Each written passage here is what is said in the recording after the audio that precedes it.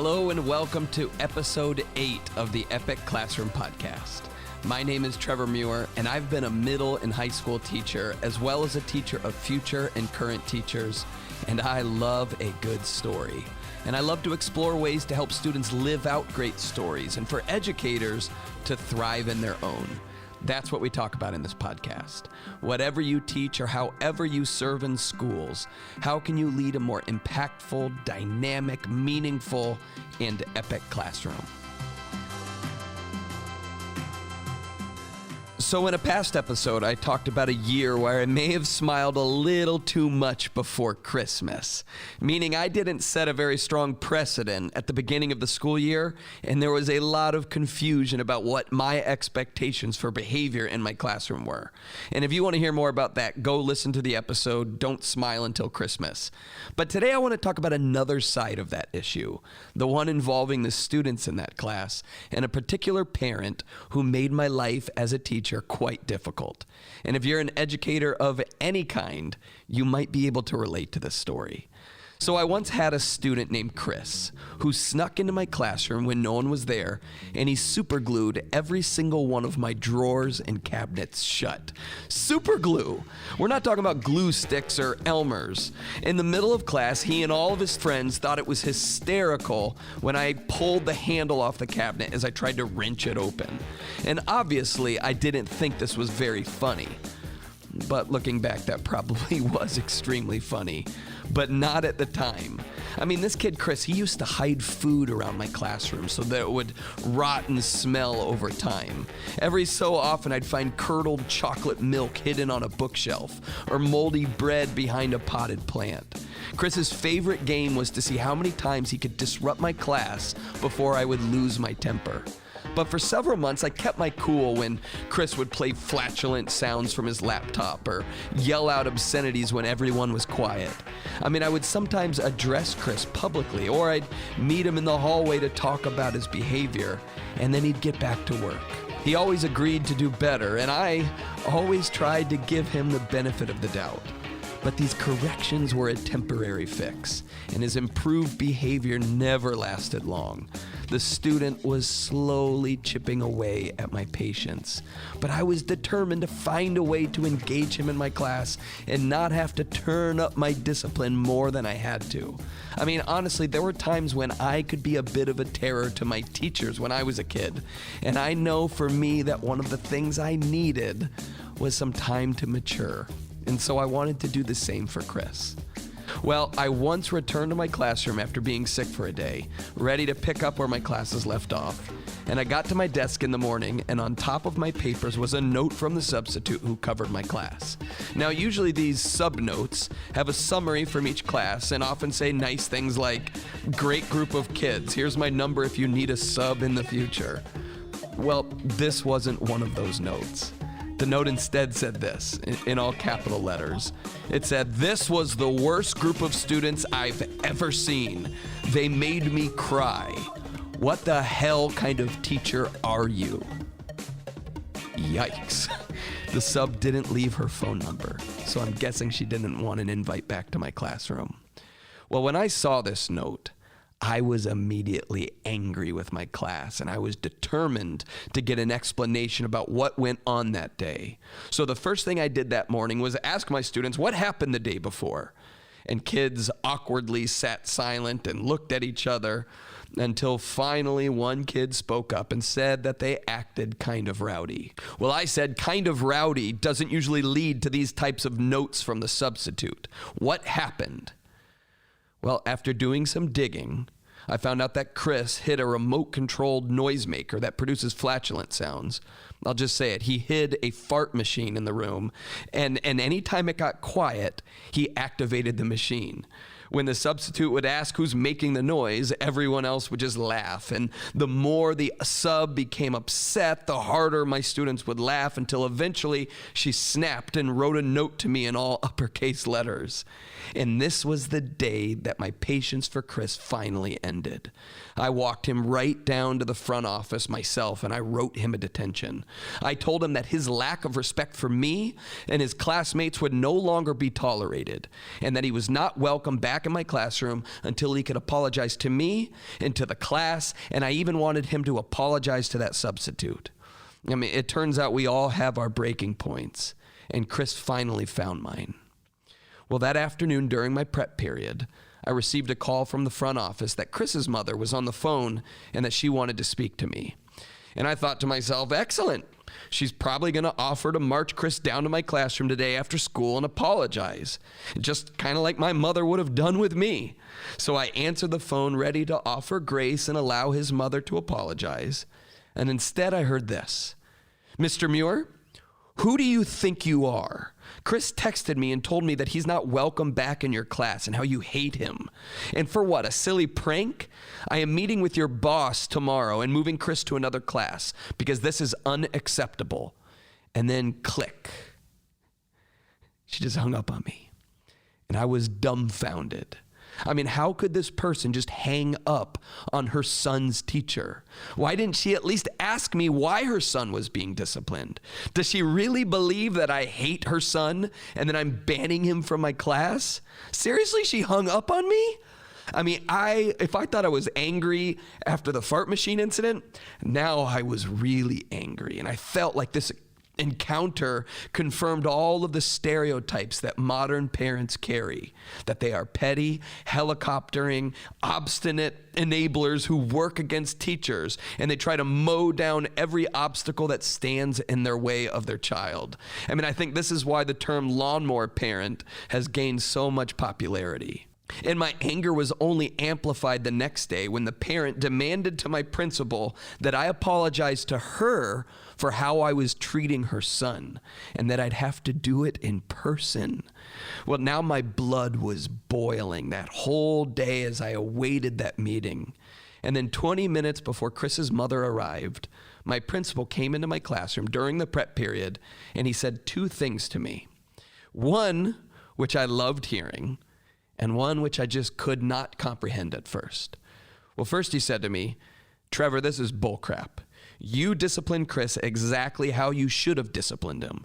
It's ridiculous this parent should think that you have to apologize to her. Well, that made me feel a little better, but then he dropped the bomb.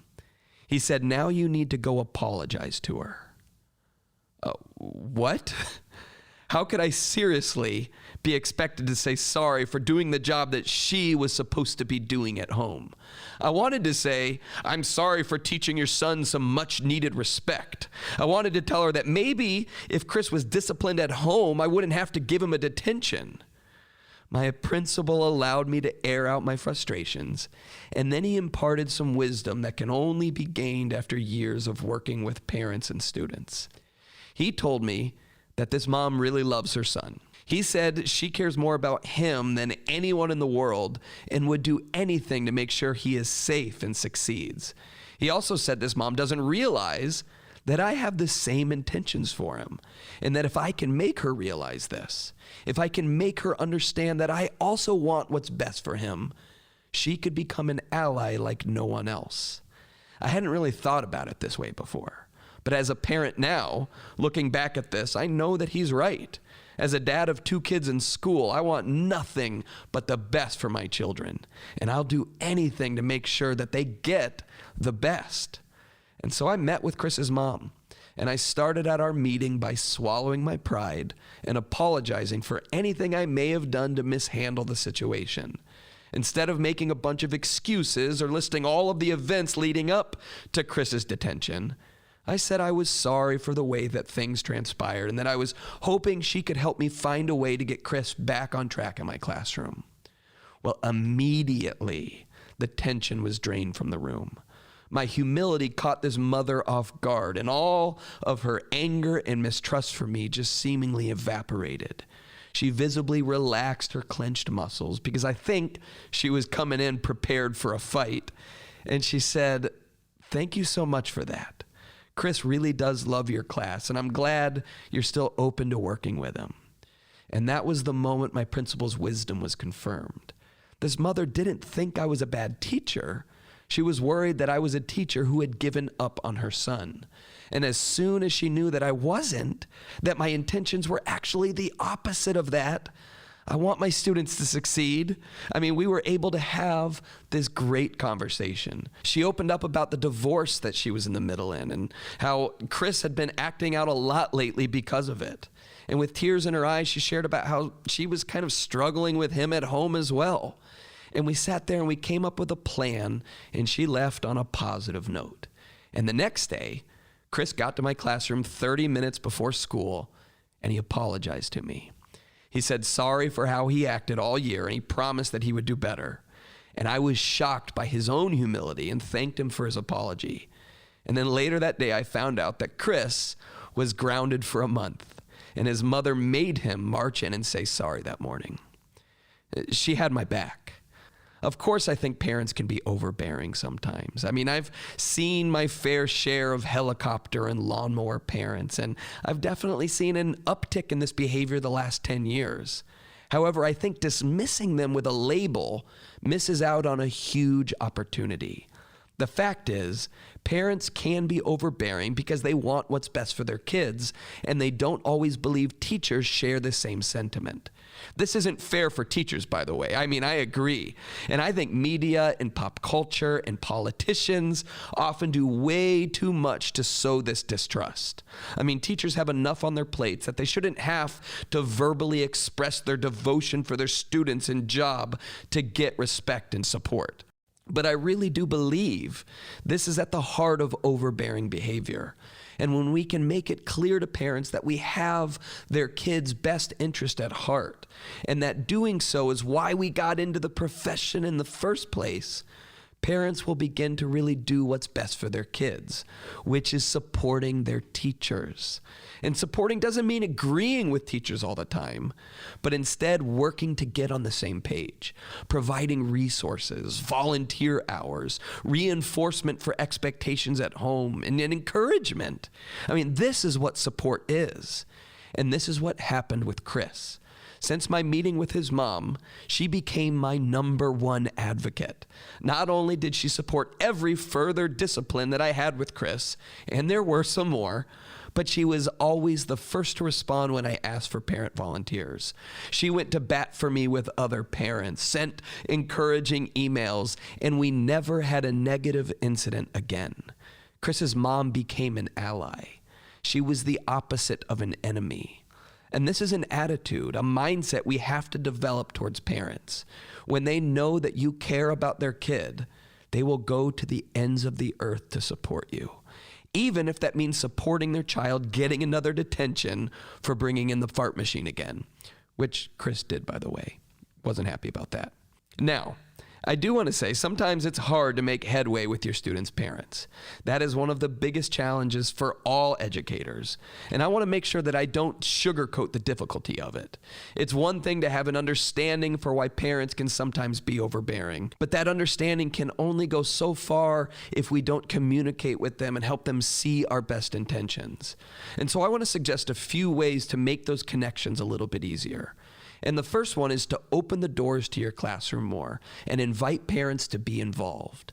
Honestly, I think sometimes parents just have no idea what actually happens in school. If their kids are not going home and sharing the details of what they're working on and learning, parents are left to guess. But if we can invite parents into the classroom, they can see firsthand. And there's a number of ways to do this. If you teach elementary, could you have one parent a week come in and read to your students? I've done this with my own kids' classroom, and not only did it mean the world to my children, I got to see their classmates in the amazing classroom space. And I got to see my kid's teacher and how she conducts her class and how much her students love her. But also, what if you periodically had opportunities to showcase your students' work? If there's a unit where they're doing a bunch of artwork, could you set up an art gallery and invite parents to come to school and see what your students created? Or maybe your students are doing a big project, and instead of having them just present to each other in class, you hold a presentation open to the public where parents can come and be a part of the professional audience. And not only does this heighten the authenticity of the project by having a real-world audience for students to present to, it's allowing parents to see what kind of work your students are getting into. How are they creating and collaborating and problem solving and learning to present? It showcases what they're doing in class, and parents want to see all of the cool things that their kids are doing in school. It's illuminating. It's a win-win for everyone. And it's an opportunity for parents to see how you have intentions for their kids to succeed and that you are expertly designing experiences for them to do that. And on top of inviting parents in, I think there's also a lot of value in openly asking parents for help. Because when parents help you out, that's investment on their part. That produces buy-in. When I've looked for guest speakers in the past, I always start by emailing my students' parents first, asking if they know anyone who could speak to my class about a certain subject. And I've found that parents often jump at the opportunity to help in this way. This builds relationships. And again, it leads to more buy-in in my students' parents, which often leads to less scrutiny and more support. I once had an idea for a community garden at our school, and one of the crucial supplies I needed for the particular garden design was a huge 500-gallon water tank. And I wasn't sure where I was going to get it, and I certainly didn't have the budget for it to buy it myself. So I emailed parents, thinking I was throwing up a Hail Mary, but it was worth a shot. Well, the next day, one of my students' dads pulled up with a trailer, and on the back of it was a 500-gallon water tank. It was a material that he had lying around at his work, and not only was he able to help out my class and help me, I now had a parent who was excited about this big project my students were embarking on. I now had an ally for my class. Now, aside from creating an invitation for parents to get involved, there's also just so much value in regularly having communications with parents. I'm going to do a whole episode on this at some point soon, but I'll say now that there is tremendous power in making positive phone calls home. I can't tell you how many times I've called a parent and a mother answers by saying, "Oh no, what did he do this time?" And then I respond, "Oh no, I just wanted to tell you about some really cool thing he said in class today," or how proud I was of him for volunteering to share for the first time, or how great I thought her poem was, or whatever. And parents appreciate this so much because remember, their kids are the most important thing in the world to them. So when they receive affirmation about the child that they've raised, it means so much. And those gestures, the investment we make to make those positive phone calls home or send those positive emails, again, build relationships with parents and form strong allies. So maybe develop a discipline of regularly calling your students' parents or having a weekly newsletter that highlights what they're doing in your class. I can't speak for every parent in the world, but when I receive kind notes from my kids' teachers, it absolutely makes my day. It makes my week. And it makes me love their teachers even more. But the fuel to make these phone calls and send these communications and invite parents to be a part of the work going on in your classroom is this mindset that parents can be allies. I know there is so much on the internet lambasting parents and painting them as overbearing helicopters who are just out to make your life difficult. And believe me, there is definitely justification for some of that. But what I've found over and over is that the more I can assume best intentions and make sure that every student's parent knows that I want their kids to succeed, the more parents support the work I'm doing in the classroom. And I think we'd all agree, teachers and educators can use more support. Thanks for listening to the show today. I hope you enjoyed the podcast. I am honored that you would take the time to listen. Please leave me a review and let me know what you think. If you want to check out my other work, you can go to my website at trevormuir.com where I post videos and my blog and ways for you to get in touch with me. My name is Trevor Muir, and this has been the Epic Classroom Podcast. Thanks for what you are doing to make learning into an unforgettable story for your students and for discovering new ways to make learning epic. See you next time.